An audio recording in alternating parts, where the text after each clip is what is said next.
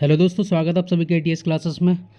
इस वीडियो में हम लोग डिस्कस करने वाले हैं लेक्चर नंबर 7 ऑफ वेल्डिंग। तो लेक्चर नंबर 7 हम लोग जो डिस्कस करेंगे इसमें आपको मैं बता देना चाहता हूँ कि इससे एक क्वेश्चन जो है आरआरबी जेईई में फिक्स है और ये मैं आपको लिख के देता हूँ। और अदर एग्जाम की बात करूँ एसएससी जेईई वगैरह में, तो भाई इससे इस लेक्चर से देखना मिनिमम 2 क्वेश्चन तो आते ही हैं, इतना ज़्यादा ये इंपॉर्टेंट आपका ये लेक्चर है। उसके बाद मैं अब बात करने वाला हूँ कि कुछ बच्चे बोलते हैं कि सर इतना सारा जो है मतलब टेक्निकल पोर्शन आपका होता है वो कवर करना पड़ जा रहा है, प्लस साथ में नॉन टेक जो रहता है वो भी करना पड़ जा रहा है, और आपको फिर वह रीजनिंग वगैरह भी प्रैक्टिस करना पड़ता है। तो बोले कि सर कैसे करें, मतलब पढ़ते हैं फिर भूल जाते हैं। देखो सिंपल सा फंडा बताता हूँ।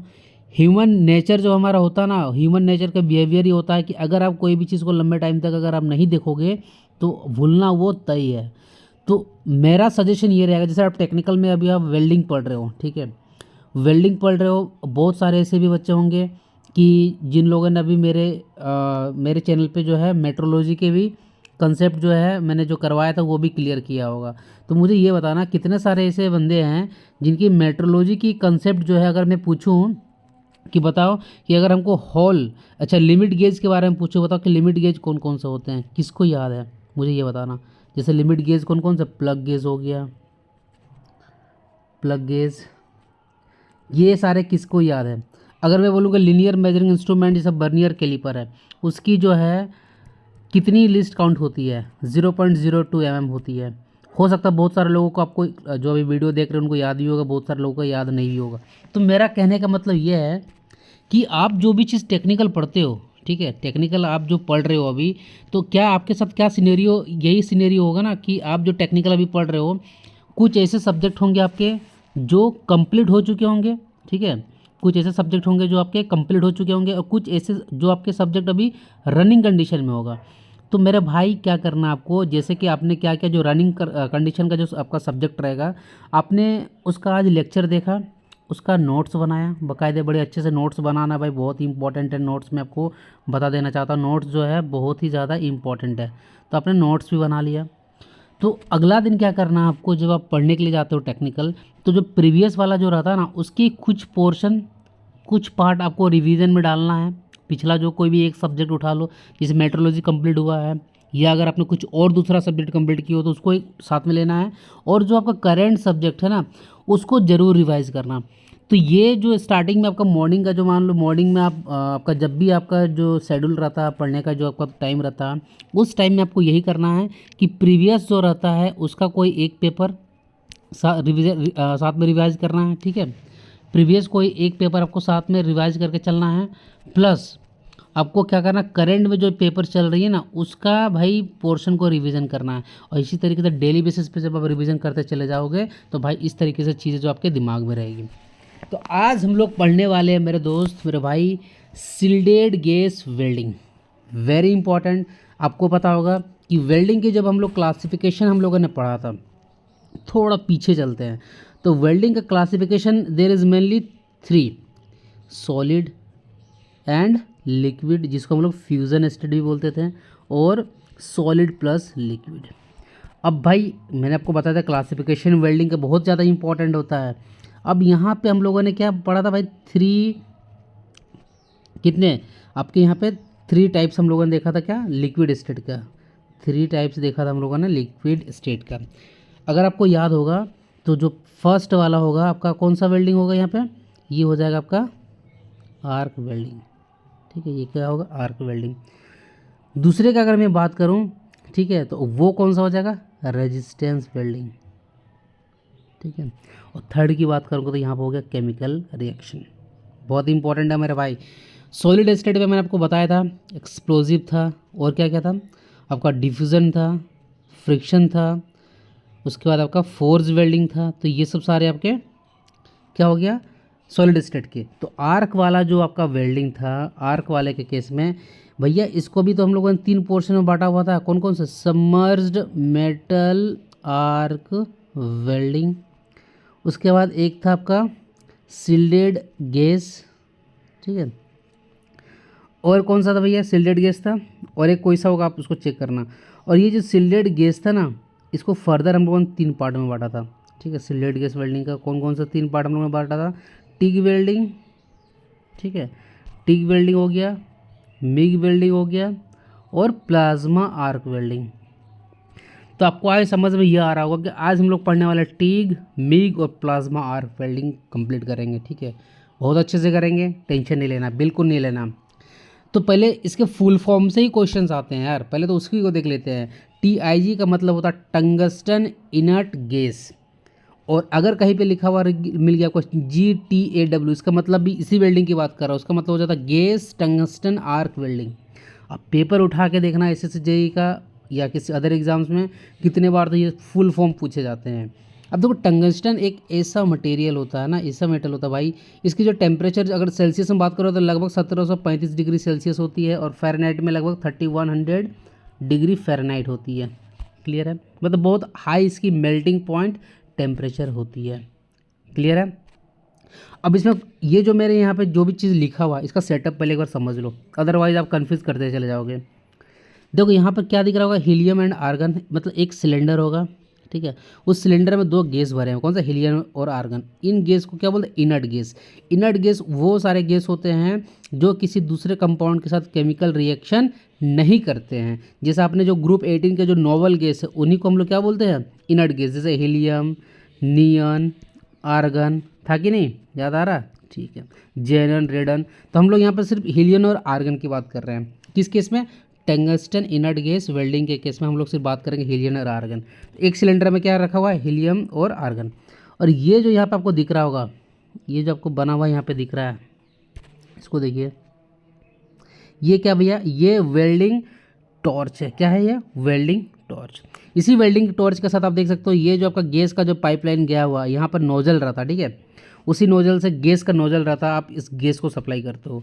मतलब इस टॉर्च के अंदर में भाई एक तो गैस की सप्लाई चली गई, उसके बाद देखो यहाँ पे जो पावर सप्लाई दे रहे हो ना, इसमें क्या रहता है, ये एक इलेक्ट्रोड रहता है। ये जो कौन सा इलेक्ट्रोड रहता है, टंगस्टन का इलेक्ट्रोड रहता है।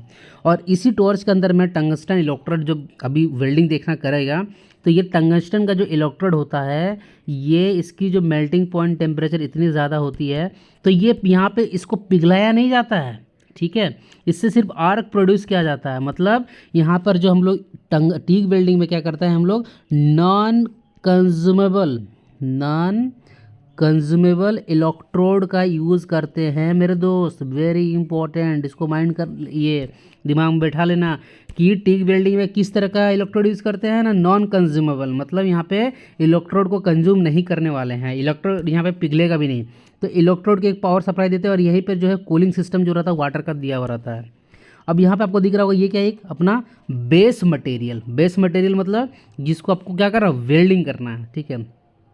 तो ये जो हम लोग सिलेंडर गैस यहाँ से, मतलब यहाँ पे जो इनर्ट गैस जो हम लोग यहाँ पे सप्लाई करें, इसका क्या काम रहेगा कि जब ये आपका टंगस्टन का इलेक्ट्रोड इस बेस मटेरियल को टच करेगा, तो ड्यू टू कॉन्टैक्ट, याद आ रहा कुछ, contact resistance, what will produce, sir arc will produce. क्या प्रोड्यूस करेगा, आर्क प्रोड्यूसर करेगा, ठीक है। जिसके कारण यहाँ पे आपको दिख रहा होगा मोल्टेन मेटल जो है प्रोड्यूस हो जाएगा। इस मोल्टेन मेटल को मेटल ऑक्साइड ना बन जाए एटमॉस्फेयर से ऑक्सीजन को लेके, उसके लिए यहाँ पे क्या, ये जो है ये सील्डेड गैस, सील्ड मतलब क्या था, परत भैया, ये जो है ना इनर्ट गैस, ये जाके एक तरह का सील्ड, एक तरह का परत का यहाँ पे काम कर रहा है, मेटल ऑक्साइड यहाँ पे बनने नहीं दे रहा है, ठीक है। तो ये सारा चीज़ क्या है, और ये वाला यहाँ पे क्या, फिलर मटेरियल। फिलर मटेरियल क्या, तो मैंने तो आपको बताया कि यहाँ पर टंगस्टन जो है पिघलता नहीं है, ये नॉन कंज्यूमेबल इलेक्ट्रोड है, इसको हम लोग कंज्यूम नहीं करते हैं। अगर थिकनेस लेस देन 5 mm है तो हमें फिलर मटेरियल को यहाँ पे ऐड करने की आवश्यकता नहीं है। लेकिन सपोज़ अगर थिकनेस जो है 5 mm से अगर ज़्यादा रहेगी, थिकनेस अगर 5 mm से ज़्यादा रहेगी, on that condition we need to add क्या, हमें जो है फिलर मटेरियल जो है ना वो यहाँ पे ऐड करने पड़ेंगे। क्लियर है। तो उसके बाद यहाँ पर आपको दिख रहा है अंदर में क्या, मोल्टेन मेटल है। तो सारा चीज़ समझ में आ गया कि इनर्ट गैस क्या है, गैस का नोजल, वेल्डिंग टॉर्च कहाँ, filler material, tungsten road, cooling water, सिल्डेड gas और पावर सप्लाई। चलो वेरी गुड। अब समझते हैं आगे। अब क्या होता है कि 3 तरह के हमें पता है कि भैया वेल्डिंग मशीन में हम लोग क्या कर सकते हैं, पोलैरिटी, या तो डायरेक्ट करंट स्ट्रेट पोलैरिटी, या तो डायरेक्ट करंट रिवर्स पोलैरिटी, या तो भैया AC सप्लाई। अब हम लोग यहाँ पे क्या यूज़ करने वाले हैं उसको देखेंगे। मुझे ये बताना, क्या टीग वेल्डिंग में आप इलेक्ट्रोड को कंज्यूम करते हो? जल्दी बताओ, जल्दी बताओ।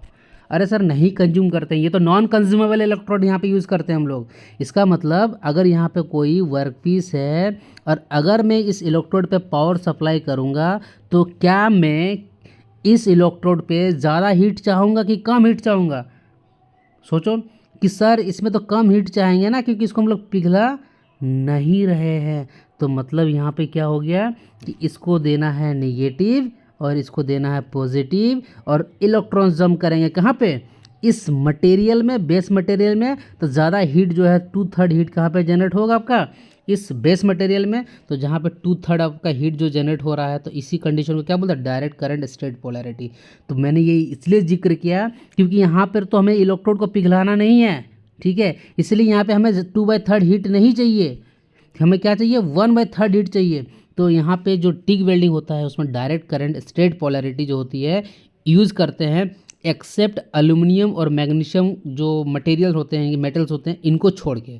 एक्सेप्ट एल्यूमिनियम और मैग्नीशियम के लिए DCSP क्यों नहीं यूज़ करते हैं? मैंने आपको लास्ट क्लास में बताया था कि एल्यूमिनियम और मैग्नीशियम के अगर ऑक्साइड जो है, मेटल अगर ऑक्साइड होते हैं, इनकी मेटल ऑक्साइड की जो टेम्परेचर होती है, इनकी जो मेल्टिंग पॉइंट टेम्परेचर होती है, वो बेस मटेरियल जो होता है ना उससे भी ज़्यादा होती है, ठीक है। ये मैंने आपको लास्ट क्लास में बताया हुआ। अब बात करते हैं क्या डायरेक्ट करंट रिवर्स पोलैरिटी की यहाँ पे यूज़ करेंगे? मुझे बताना, अगर इलेक्ट्रोड पे ज़्यादा यहाँ पे आपने हीट प्रोड्यूस कर दिया तो भाई यहाँ पे तो टिग वेल्डिंग चल रहा है। टिग वेल्डिंग में तो भैया इलेक्ट्रोड जो है यहाँ पे ये पिघलना नहीं चाहिए, तो यहाँ पे ज़्यादा हीट चाहिए नहीं चाहिए, तो भैया इसीलिए इसको हमको यूज़ नहीं करना है, डायरेक्ट करंट रिवर्स पोलैरिटी का यूज़ नहीं करना है। और ये जो कैथोडिक क्लीनिंग लिखा है ना, यहाँ पे नहीं होगा, यहाँ पे होगा। कैथोडिक क्लीनिंग का क्या मतलब होता है कि मान लो कि फर्स्ट केस अभी बन रहा है कि AC सप्लाई है, तो मान लो अभी इलेक्ट्रोड क्या है? निगेटिव है, वर्कपीस क्या? पॉजिटिव है। ये कौन सा केस बनेगा? DCSP का। अब मान लो यहाँ पे एल्यूमिनियम को हम लोग क्या करने वाले हैं? वेल्डिंग करने वाले हैं।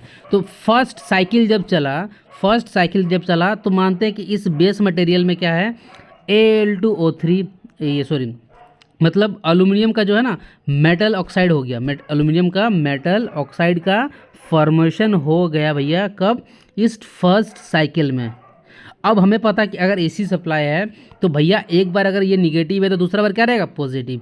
अब पहले तो इलेक्ट्रॉन यहाँ नीचे से ऊपर आते थे, अब जब अगला साइकिल चालू होगा तो क्या होगा? अब इलेक्ट्रॉन्स जो है नीचे से ऊपर की ओर जाएंगे, मतलब बेस मटेरियल जो वर्कपीस है जिसको हम लोग वेल्डिंग कर रहे हैं उससे इलेक्ट्रोड की ओर जाएंगे। तो यहाँ पर जो आपका फॉर्मेशन हुआ था मेटल ऑक्साइड, ये क्या हो जाएगा? ये तो भैया हटने लगेगा, क्योंकि यहाँ इलेक्ट्रॉन जंप करेंगे तो भैया वो हटेगा कि नहीं हटेगा? बिल्कुल हटेगा। तो इसलिए जो है एल्यूमिनियम और मैग्नीशियम एलॉय का जो है टिग वेल्डिंग के केस में जब हम लोग वेल्डिंग करते हैं तो कौन सा हम लोग सप्लाई यूज़ करेंगे? AC supply. और यहाँ पर जो ये क्लीनिंग हो जा रहा है मेटल ऑक्साइड, उसी क्लीनिंग को यहाँ पे लिखना क्या?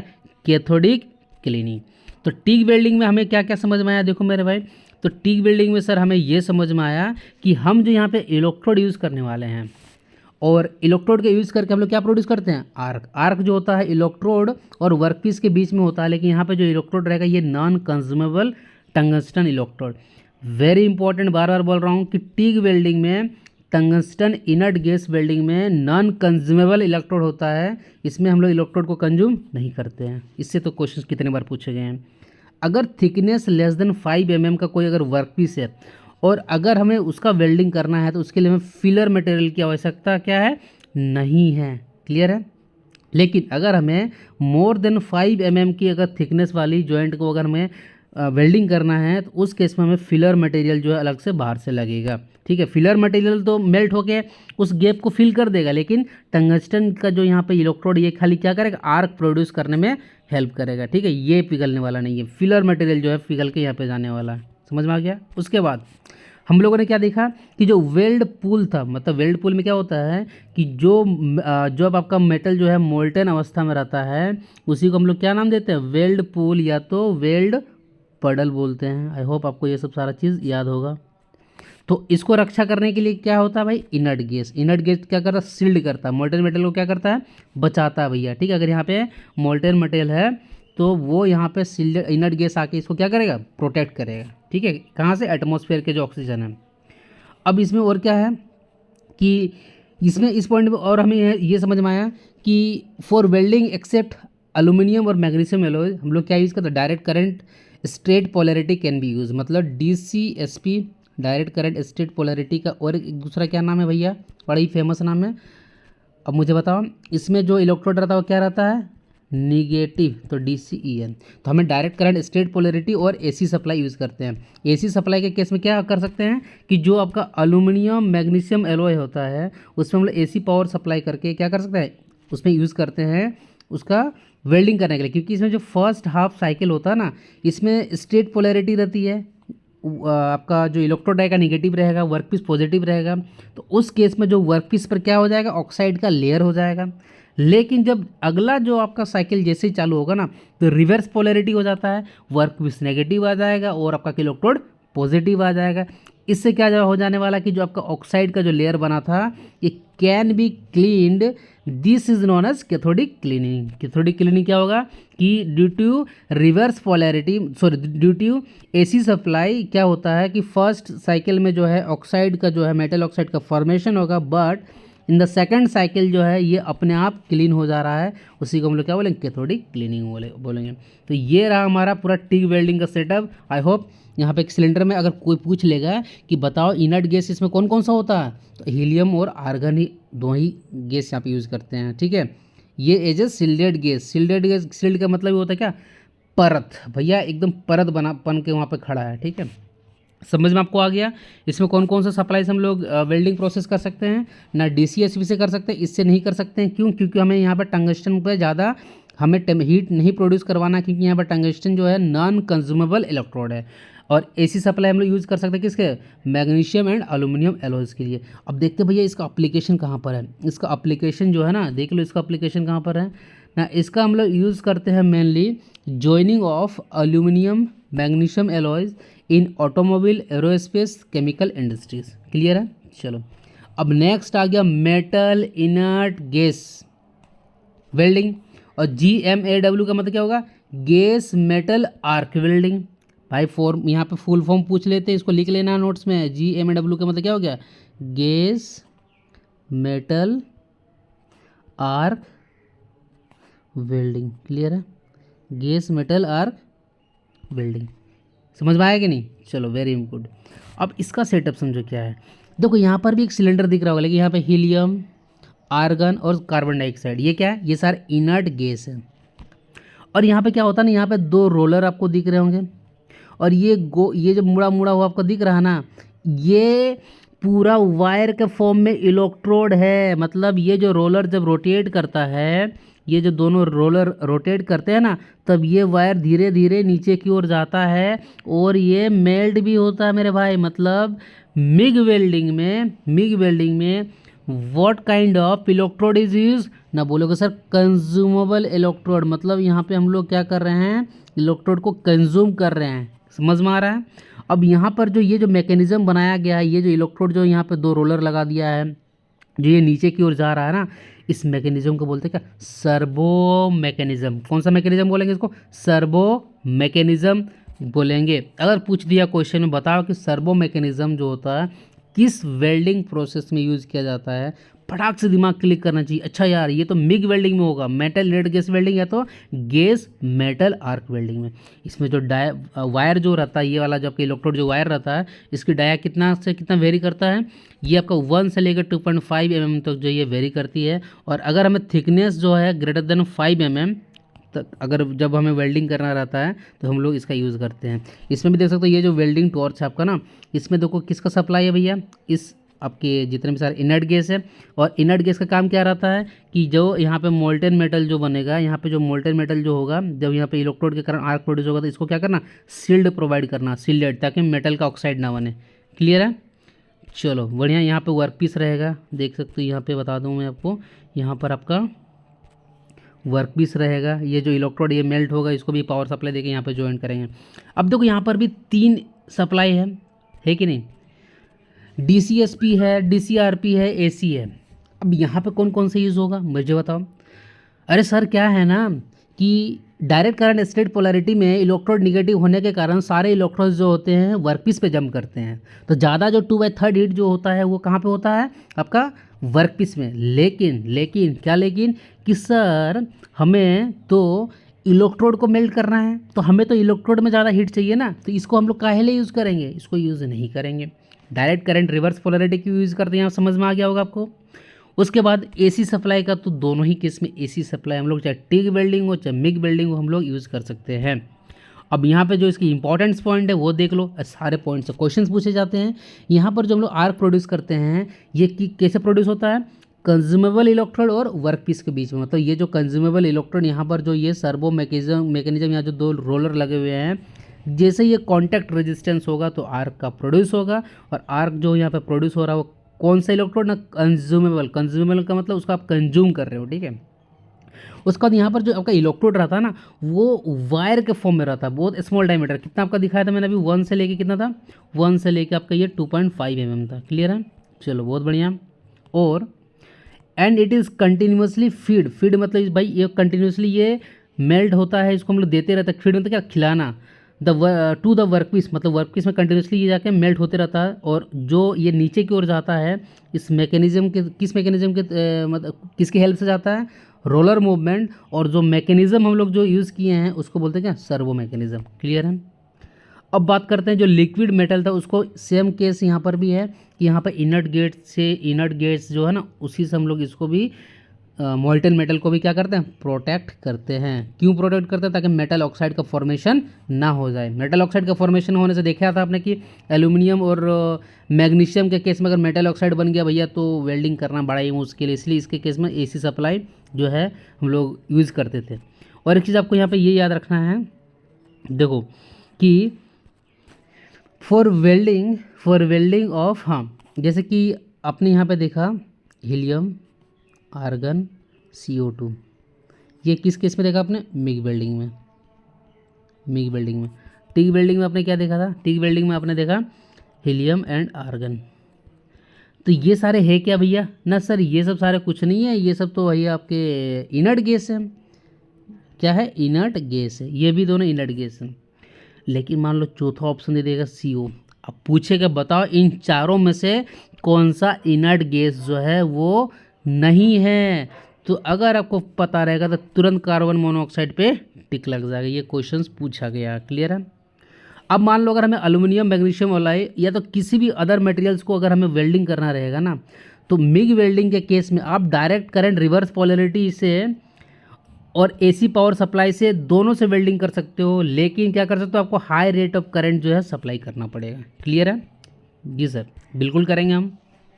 उसके बाद देखो इन जनरल अगर metal can be transfer in the form of spray. भैया स्प्रे देखते हो तुम जाता है किस तरह से, एकदम मतलब लगेगा कि यार जेट इस तरह से स्प्रे होता है। स्प्रे के फॉर्म में तभी जाएगा जब ये आपका high rate of current supply करेंगे, जो यहाँ पे पावर सप्लाई रहता है। लेकिन अगर आप पावर सप्लाई में जो करंट की सप्लाई कम कर दोगे तो ड्रॉपलेट के फॉर्म में जो है ये आपके जो मेटल जो है इलेक्ट्रोड जो आपको मेल्ट होकर नीचे जाएगा, कैसे फॉर्म में जाएगा, ड्रॉपलेट के फॉर्म में जाने वाला है। चलो ठीक है। तो भैया इसका यूज़ कहाँ कहाँ पर करेंगे, सेम केस एल्यूमिनियम, मैग्नीशियम और इसमें कॉपर भी जो रहता है ना उसके एलॉयज जो रहते हैं इन एरोस्पेस और ऑटोमोबाइल इंजीनियरिंग में, वहाँ पर इसकी एप्लीकेशन किया जाता है। आई होप यहाँ पे आपको टिक वेल्डिंग का भी सारा चीज़ समझ में आ गया होगा, सेटअप कि थिकनेस 5 mm से ज़्यादा रहेगा, डाया कितना रहने वाला है, आपका जो इनर्ट गैस रहेगा उसका भी भैया कौन कौन से रहेंगे, और कौन सा सप्लाई यहाँ DCRP और AC के यूज़ करते हैं, इसका यूज़ यहाँ पे नहीं होगा। क्लियर है, यहाँ पे कंज्यूमेबल इलेक्ट्रोड रहता है, सारा चीज़ क्लियर है पॉइंट्स। अब बात करते हैं मेल्टिंग एफिशिएंसी कि ठीक है मेरे दोस्त ये एक वर्क पीस है और हमें इस तरीके से यहाँ पे ये वेल्डिंग करते हुए जाना है, तो इसकी थिकनेस T है, इसका जो विड्थ है B और वेल्डिंग की स्पीड V है। तो जो हम लोग आर्क प्रोड्यूस करते हैं उसकी भी एक एफिशिएंसी रहेगी। तो ये हम लोगों ने बता दिया कि आर्क हीट ट्रांसफर है, आर्क में जो हीट प्रोड्यूस हो रहा है आर्क के कारण, आर्क जो आपने जनरेट किया उसके कारण जो हीट प्रोड्यूस हो रहा है उसकी एफिशिएंसी कितना है। तो ये वाला नोटेशन होगी। HM का मतलब हो गया कि किसी हमें मेल्ट करने के लिए कितनी हीट की रिक्वायरमेंट होगी, उसको हम लोग जूल पर MMQ में लेंगे।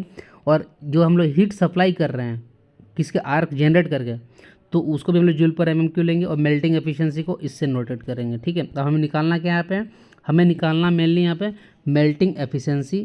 और यहाँ से क्या क्वेश्चन पूछेगा मैं आपको बता देता हूँ, बहुत क्वेश्चन यहाँ से भी आते हैं। अगर न्यूमेरिकल में पूछेगा तो यहाँ से देखो, अब एरिया अगर हमें निकालना है इसका, जो हम लोग वेल्डिंग कर रहे थे क्या होगा, B × T, हमें पता है कि ये वी और थिकनेस क्या टी है, तो बी इंटू टी से एरिया हो जाएगा। पावर सप्लाई क्या होता है, V into I, voltage into current.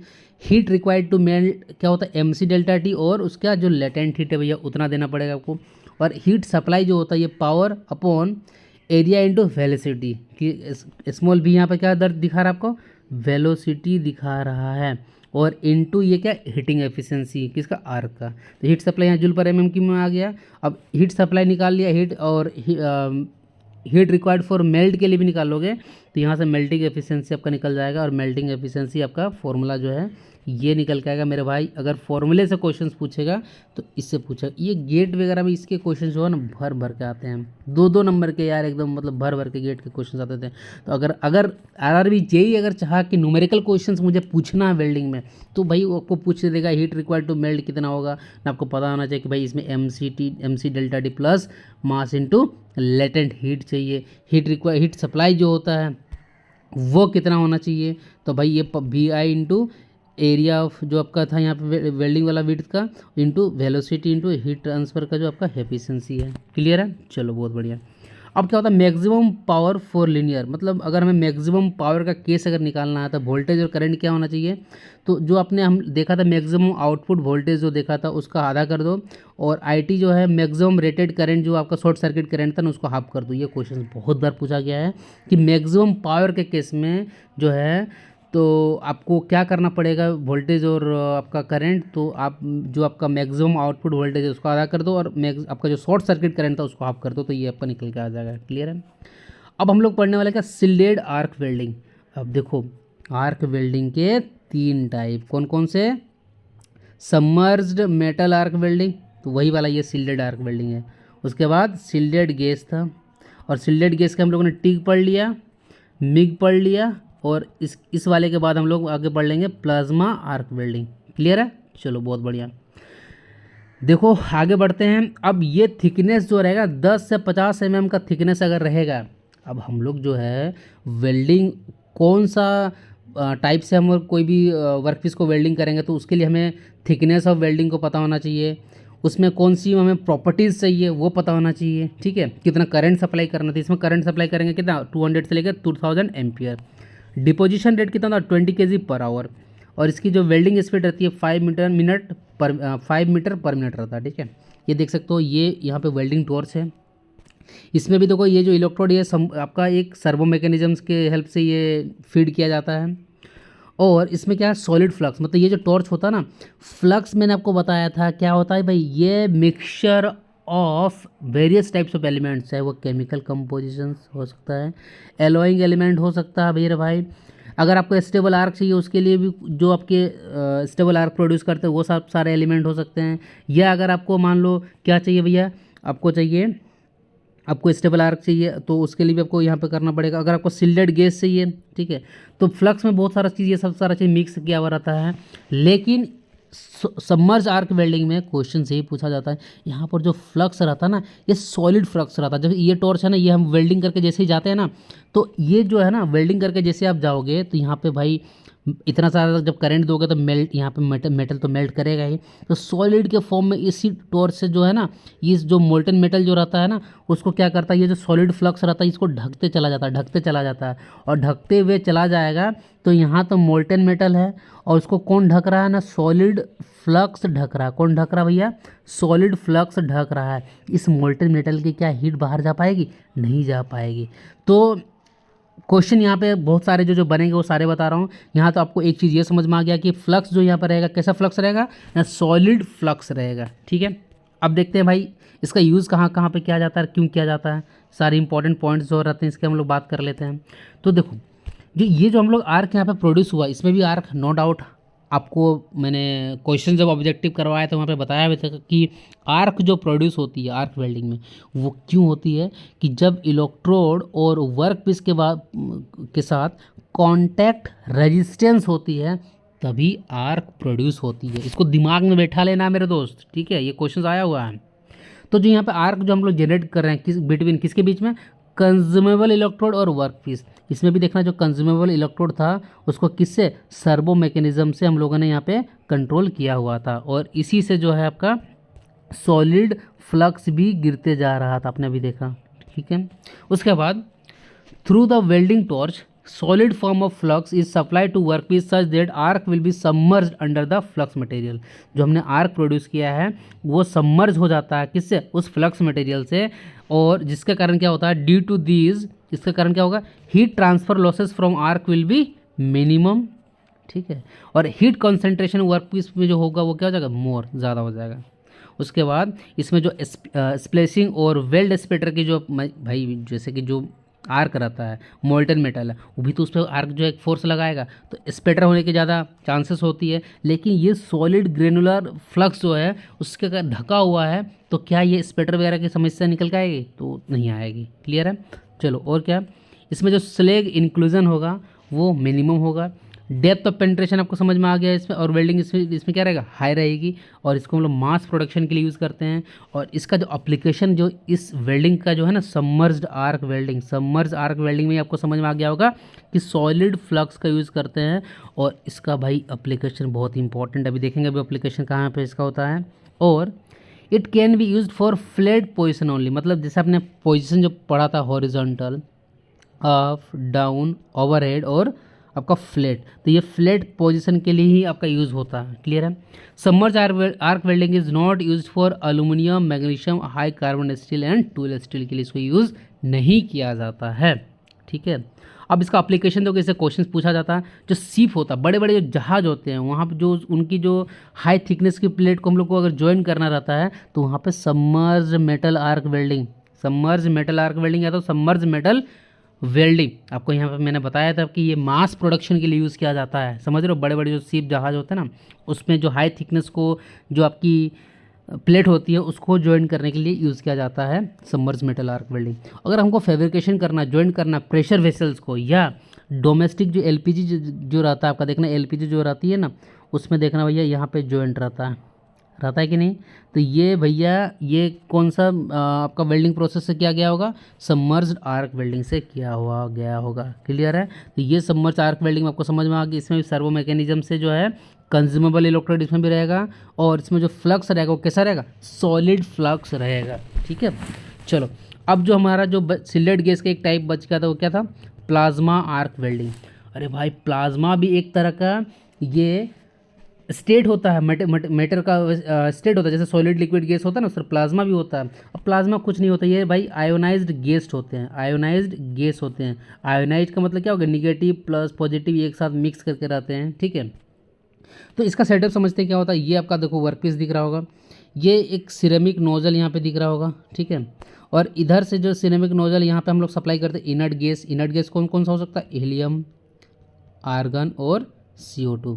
और इधर से जो है प्लाज्मा आर्क हमें मिलता है, और इसी सिरेमिक नोजल से जो है ना प्लाज्मा को सप्लाई करते हैं। और ये जो इलेक्ट्रोड है, इस इलेक्ट्रोड को जैसे ही इसका कांटेक्ट में लाते हैं, ठीक है, तो इलेक्ट्रिक आर्क और ये जो हम लोग प्लाज्मा सप्लाई किए हैं, ये दोनों गैस मिलके भैया एक बहुत ज़्यादा हाई काइनेटिक एनर्जी के साथ किसी पर्टिकुलर पॉइंट पे जो है फोकस करता है, बहुत हाई इंटेंसिटी के साथ। ठीक है। तो हमें ये समझ में इससे आ रहा है कि वर्कपीस में बहुत ज़्यादा अगर हमें हीट चाहिए किसी पर्टिकुलर पॉइंट पे, तो अगर हाई मेल्टिंग पॉइंट का कोई मान लो अगर सब्सटेंस रहेगा, अगर उसकी वेल्डिंग करना रहेगी तो हम लोग प्लाज्मा आर्क वेल्डिंग से करेंगे। इसका ये बोल भी करता भैया, इसमें टेम्परेचर 11,000 डिग्री सेल्सियस तक चला जाता है, और जो करंट रहता है वो 100 से लेकर 150 एम्पियर तक रहता है। इसमें अगर मैं क्या बात करेंगे कि आर्क जो जनरेट होता है between non consumable tungsten electrode and workpiece. और आपको पता होगा TIG tungsten inert gas welding में क्या होता है, नॉन कंज्यूमेबल इलेक्ट्रोड हम लोगों ने देखा था। ठीक है। और प्लाज्मा जो हम लोग सप्लाई करते हैं, प्लाज्मा की भी एक तरह का गैस है, किसके थ्रू, सिरेमिक नोजल से सप्लाई करते हैं। और ये जो कंबाइन हो जाता है इलेक्ट्रिक आर्क के साथ, उसका ये प्रोड्यूस करेगा, क्या प्रोड्यूस करेगा, प्लाज्मा आर्क प्रोड्यूस करेगा। ये जो आपका आर्क प्रोड्यूस किया, ये प्लाज्मा आर्क प्रोड्यूस करेगा कहाँ पे, इस पर्टिकुलर वर्कपीस के पास। यहाँ पे देख रहे हो किसी पर्टिकुलर पर which having high kinetic energy it will focused on the workpiece, किसी एक पर्टिकुलर पॉइंट पर फोकस करता है at a given point due to this heat concentration on workpiece will be very very high. Heat concentration on workpiece क्या हो जाएगा इसमें, very very high हो जाएगा। ठीक है। चलो ठीक है, तो हाई हो जाएगा तो क्या हो गया भैया, हाई हो गया तो क्या हो गया बताओ, तो हाई थिकनेस और हाई मेल्टिंग पॉइंट मेटल्स को हम लोग ज्वाइन कर सकते हैं। इसमें डेप्थ ऑफ पेनिट्रेशन बहुत ज़्यादा होगा, क्या होगा, बहुत, क्योंकि पर्टिकुलर किसी पॉइंट पे फोकस कर रहा है भैया, ये जो प्लाज्मा आपका जो आर्क निकल के आ रहा है, तो डेप्थ ऑफ पेनिट्रेशन क्या होगा, बहुत ज़्यादा। Welding speed will be more, weld bead weld bead किसको बोलते थे बताओ?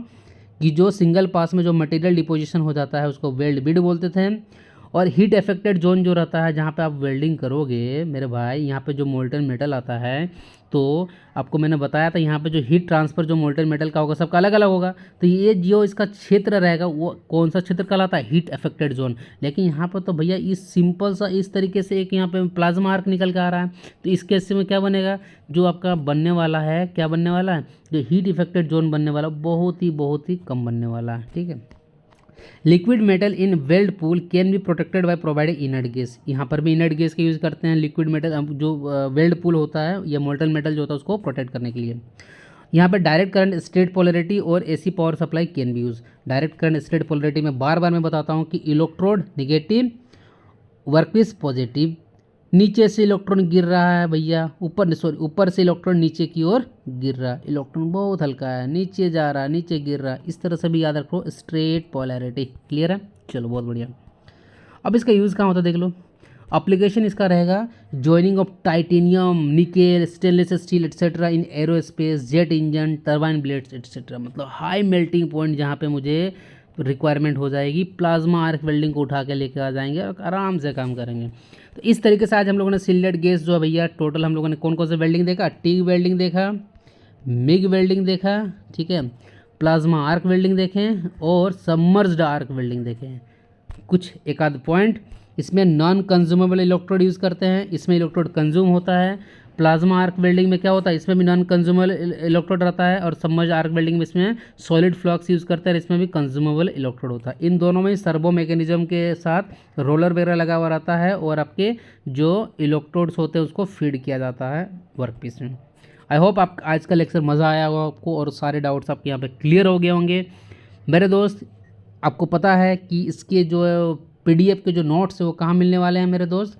वो टेलीग्राम चैनल पे मिलने वाला है। अगर कोई बंदा नया होगा तो क्या करना है, जब आप वीडियो देखते हो तो टाइटल के नीचे जो मोर वाला बटन दिखता है उसको एक बार क्लिक करना है, फिर नहीं दिखेगा देखना, फिर आपको मोर और एक बार दिखेगा, वहीं पे दिख जाता है, फिर और एक बार क्लिक करोगे तो आपको वहाँ पे सारा लिंक, प्लेलिस्ट, चाहे मेट्रोलॉजी का, चाहे आपका वेल्डिंग का, चाहे टेलीग्राम चैनल का लिंक, सब कुछ एक जगह मिल जाएगा। लेक्चर का फीडबैक यार ज़रूर देना, मेहनत करो, आपके साथ मैं भी मेहनत कर रहा हूँ और मैं चाहूँगा यार आप अच्छे से अच्छे जगह पे पहुँचो। ठीक है, इस जर्नी में मैं आपके साथ हूँ। बस आप मेरा एक ही काम कर सकते हो कि इस फैमिली को थोड़ा और बड़ा करते हैं ताकि एजुकेशन जो है, जो अच्छा कोचिंग अफोर्ड नहीं कर पा रहे हैं मेरे भाई, उन तक भी ये सब सारी चीज़ें पहुँचे। ठीक है, तो चलो कमेंट करके आप अपना बताना कैसा लगा लेक्चर। मिलता है फिर किसी नेक्स्ट वीडियो में। So guys thanks for watching this video.